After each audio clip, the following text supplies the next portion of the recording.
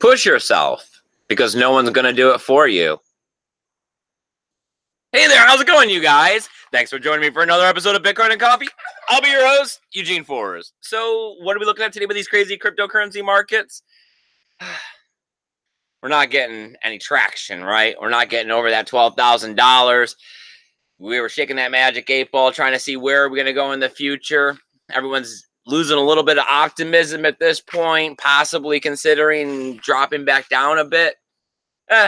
Short-term perspective, right? And the overall long-term perspective, still, we have come a long way in 3 years. We're continuing to gain traction as we make the financial future completely different than what it is now, right?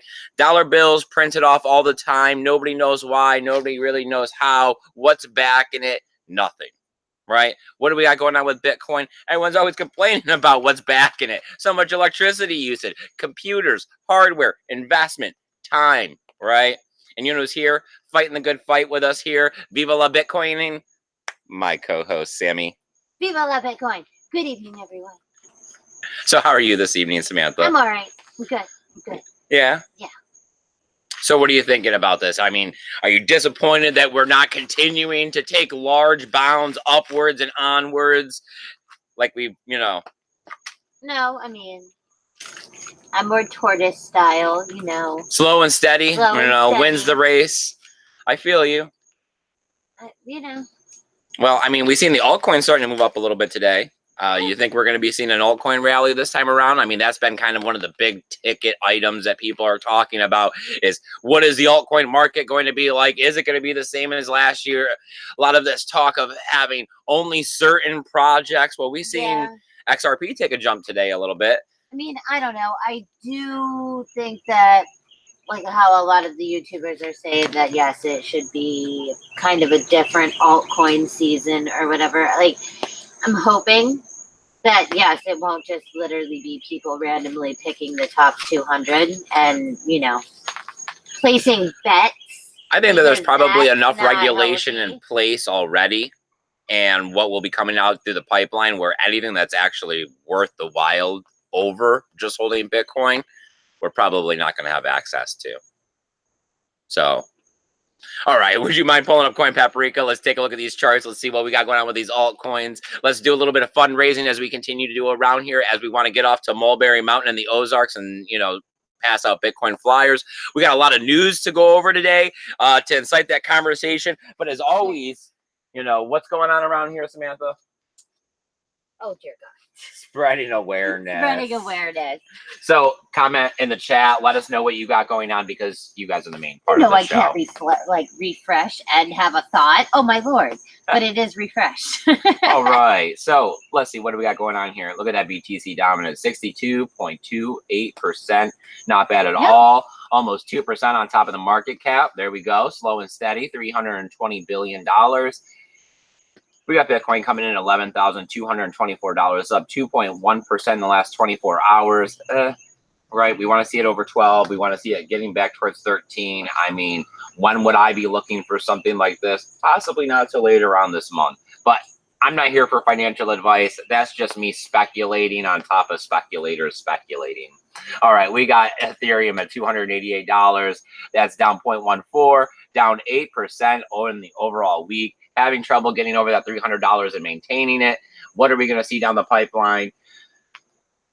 People starting to point towards Ethereum's, reduction that'll be happening with staking in 2 years. So in 2021, we got XRapid, like I said, moving up today, 3%, coming in at 39.1 cents. I mean, I don't know. I'd like to see a little bigger of a pump to be able to write home about before I start making headlines. Yeah.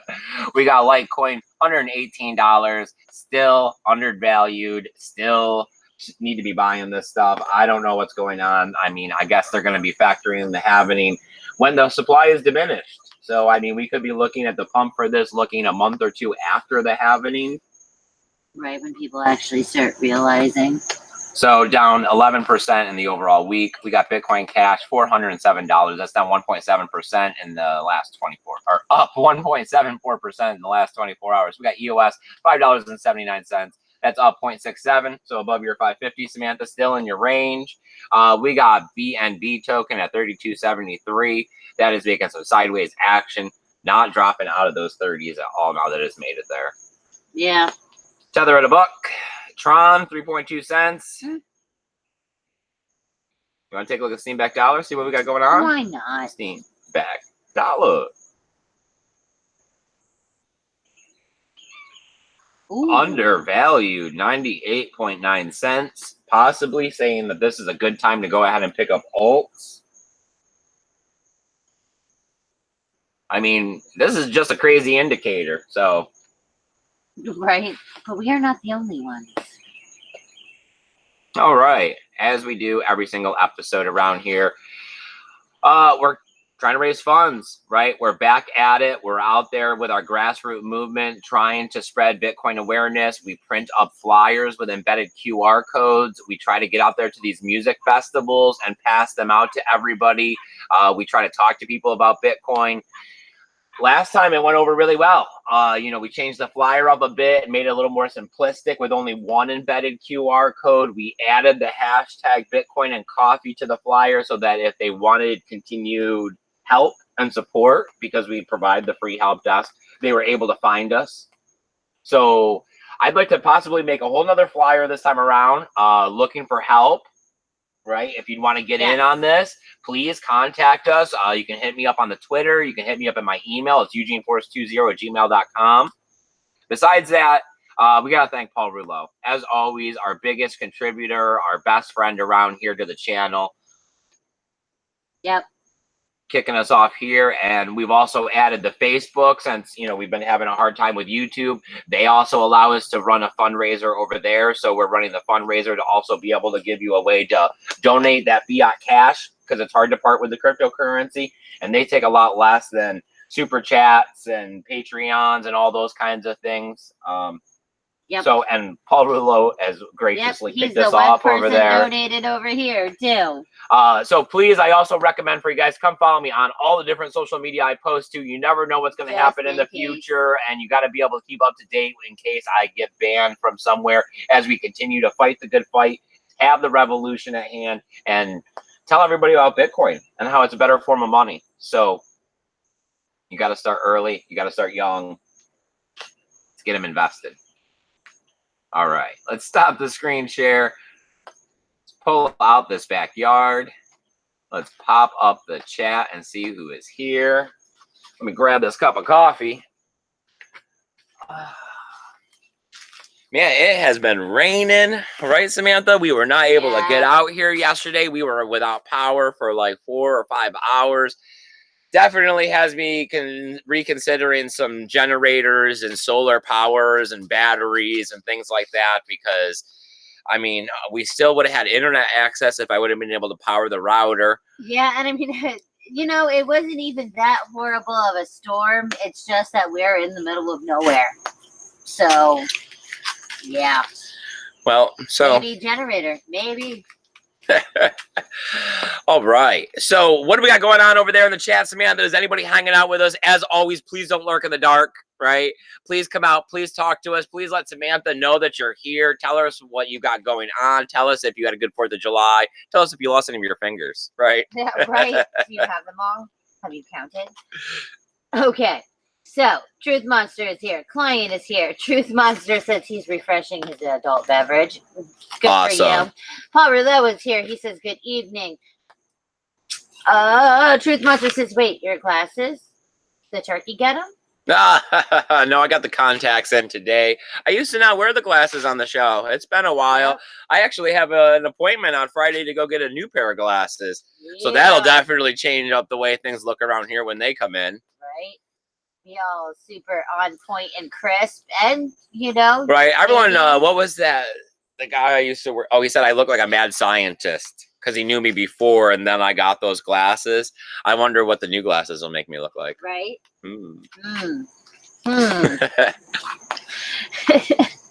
Dennis here is Dennis, and he says hi. Hi. Thanks for coming out. I got to say thank you to Bitcoin Ben, right? He gave us a gracious shout out the other day. While he was on vacation. While he was on vacation, it was very touching. It made us very emotional as well. So everybody that came over and followed from that, thank you, kudos, amazing.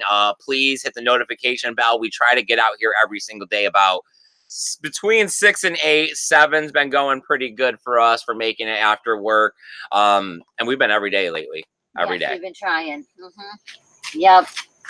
Dennis asks, should we be selling our alt for BTC? I'm not here for financial advice. I mean, if there's an altcoin though that you believe in and you think that long term that it has somewhere to go, yeah. And then there's also more things than financial gain too, right? There's long-term perspectives based on the fact that you believe in the ideals. Yeah. You know, you can't buy that stuff. Not everything's about money. You know, I'm not always about the money. As you guys can tell, I don't have $1 million. You know, I'm not really looking to make $1 million. I'm looking to be happy because that you can't buy. Yep. Truth Monster says, has Tyler Jenks capitulated yet? He's been saying 1,300. God help me. Yeah, I don't think we're heading back down there. 1,300 so. or 13,000? Well, 1,300. Yeah, I don't think we're heading back down. I don't think we'll see 6 again. I mean, I don't think we'll get back down anywhere near those kind of ranges. I hope to God. I mean, it wouldn't matter because we'd still hold Bitcoin, but I mean, it would be slightly unsettling, okay? Like, it would be very much like, wow. That was one hard freeze, right? Yeah, like, okay. All right, so do we got more in that chat, or should I start picking up some of this news? All right, so I can't not mention this one. One of your favorite coins out here, Samantha. Dougie. Dogecoin goes ahead and gets a pair listing on Binance. I didn't even notice that it wasn't there. Like, I'm not a big trader or anything, and there's just so many. Yeah. So, it wasn't there, and now it is, Eugene. Well, there's a whole bunch of, you know, pairings going on with it. I think they have the Ethereum, the XRP, the Tether, all that kind of stuff. So, I mean, that's great, right? Doge has been around for a long time. I did find it good as like a tipping coin. You know, there's a lot of history with that one.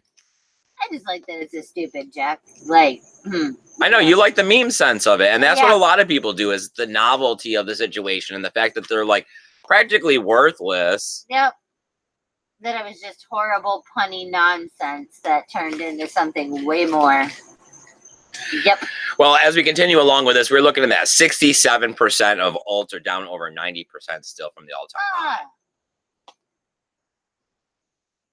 I mean, and this is where people are getting this concept that, hey, you know, Bitcoin has come up quite a bit and we're not seeing these alts take the same kind of gain. I mean, Nano is a good one to be able to look at. It used to be called Ant Shares. Oh, yeah.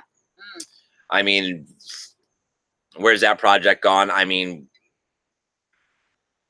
I don't know. I think that it's going to come back, right? I just think that it's going to be a longer season to be able to get there.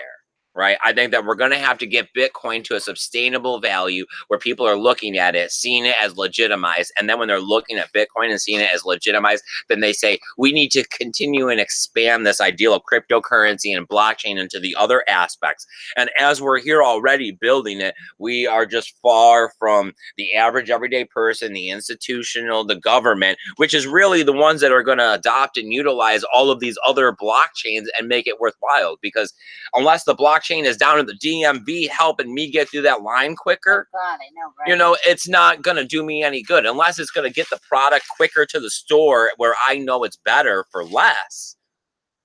Yeah. So that's not happening until you start seeing, you know, institutional investor, large corporations. Right. The farm to table doesn't happen. I mean, yes, you need some, like, you know, the green giant or well, it's definitely not happening with some of these cryptocurrencies where they have $100,000 in market cap. In reality. Yeah. I mean, I'm sure there could be one. You know what I mean? But it would, yes. You're talking golden ticket unicorn. So no. Probably not. Anybody else got any thoughts on these altcoins and what's going on? Doge.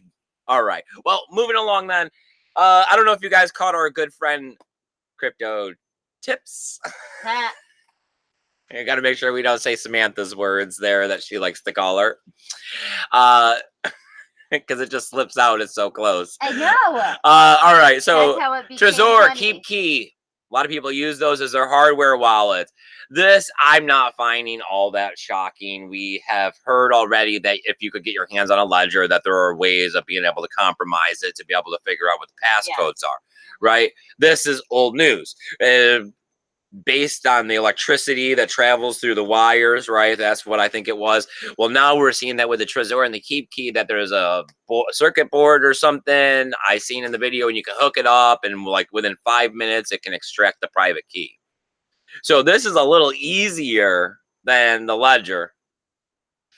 But this study, the one that I seen, came out from Ledger as well. So I don't know if you could also, I don't know if you could also get this from Ledger, like if this would roll like over. some universal little motherboard pluggy thing, and I mean, it's not awesome, right? But at the same time, I never really thought that I wanted anybody else to ever get their hand on my hardware wallet, right? Yeah, that's the wrench attack kind of like aspect of it. That it would have literally you like. Yes, right. To hand over something for your life, someone else's. Right, like, okay, yes. For example, how Vengeance always talked about how he has his Trezor set up for 2 wallets. Yes, and for the wrench attack situation. Yes, well, if they were to get their hands on it, apparently with this device, they would be able to get the private keys. So having the alternative wallet on there to prevent the wrench attack is rendered useless if they come in with the right gear. Yes, because they'll just know all. They don't need to hit you in the hat. They just gotta get the hardware wallet and plug it in. Yeah, they don't need to know the numbers. Right. I mean, I don't know. Yes, it is not super awesome. I think that this is going to be a continuous thing. I mean, there's always a problem, right, where the real world and the digital world meet. So when you're trying to take a digital key and keep it secure in the physical world, there's an issue. There's always going to be an issue.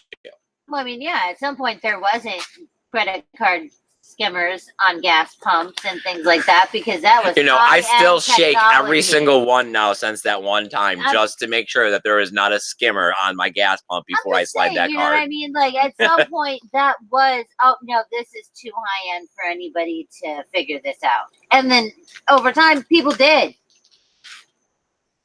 All right. Did anybody have any thoughts on the Trezor and the Keep Key and the possibility of being able to hack this with just under $100?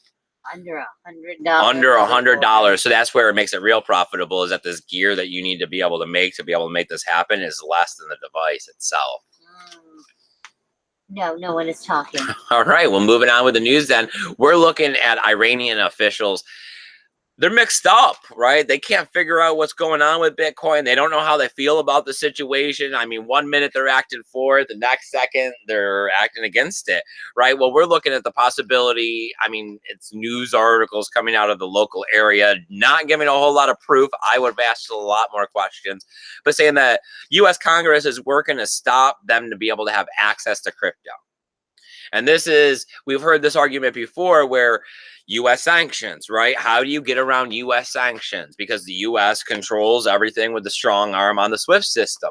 Well, cryptocurrency, right? Peer-to-peer transactions, no third party, censorship resistance, right? That's one of our big things that we work with here on Bitcoin.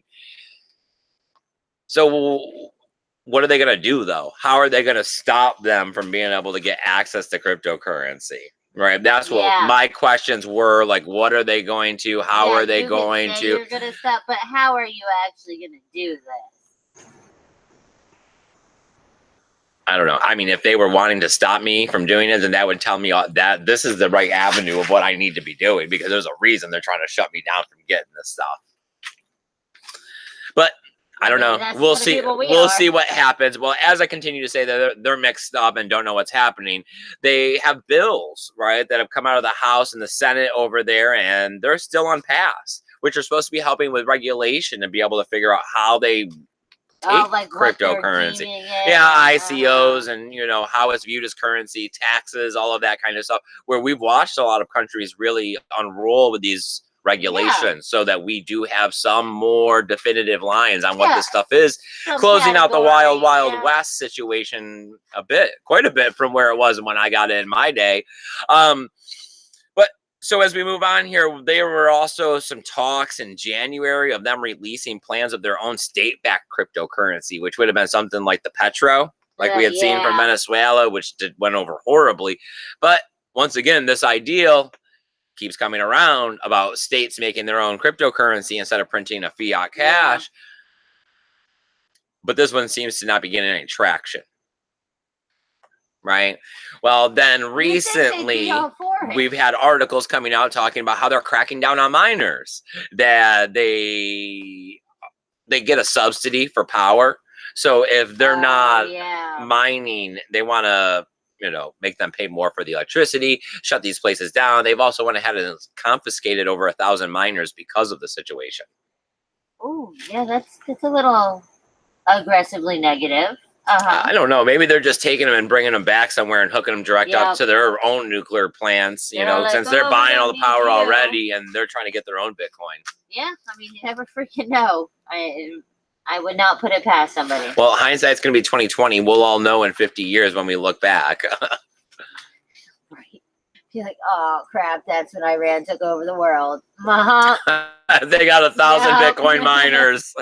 Okay, so Truth Monster says, Iran should realize BTC was built for them. Not them specifically, but people in their kind of bind. Yes. And Paul Rouleau says they will sow fear to control crypto, as will everything else. I mean, at this point, the U.S. can't ban cryptocurrency. So, I mean, I would assume that if they realize that it's a threat, especially as much as it really is, that they're going to try to over-regulate. You would think that, yeah, they should start really pitbull attacking that. And that's where it runs into a problem is that they're going to try to do what they always do. And it's not going to work because Bitcoin is designed not to be. And one of the things I'm always talking about is that Bitcoin expands in 360 degrees simultaneously. So as we are looking at faster payment networks and better user interfaces and all of these other things, we are also looking at privacy. So by the time they go and get this regulation in place, we'll already be ready with privacy, right? Who was it? BTC Sessions, the Canadian guy. Oh, yeah. He had a nice video today where he was talking about the Wasabi wallet with the CoinJoin. Yep. If we all participate, that really works. Oh, dude, I love the coin orgy. I really do. It is like the perfect, like, yeah. What part's mine? You don't know. I don't care whose it is. Yo, whatever. You're too funny there, Samantha. That's what it's like in my head. When you describe CoinJoin, that's what I think. They're all just like, woo! And then everybody goes their own separate ways. And you might have, you know, another part of somebody. Yes. Makes sense. No one is talking. Nobody's talking. No. Well, you have 5 more minutes though. So. Well, I got one little bit of trivia to talk about. Oh. Then I guess I'll go ahead and wrap this up. If there's anything you guys want to talk about, of course, you know, one of the main reasons that I get out here is for the chat, to be able to talk to you guys. That's why I bring Samantha along, to be able to read the chat. I know that you can just type in Bitcoin news in the Google bar and you're going to get the same news articles that we're all reading. You can watch 1,000 other YouTubers talk about this stuff. Yes, you can. Yeah. But what's happening here that's a little different is that you can interact with us, right? We're going to read every single person's chat. We're not censoring anybody's, and we're not trying to make any money. So we're not selling any projects. We're not endorsing any ICOs. Never have, never will, never bought none of that stuff. We are like 99% Bitcoin all the time. Alts are amazing, right? I just don't have any money to get into that kind of stuff.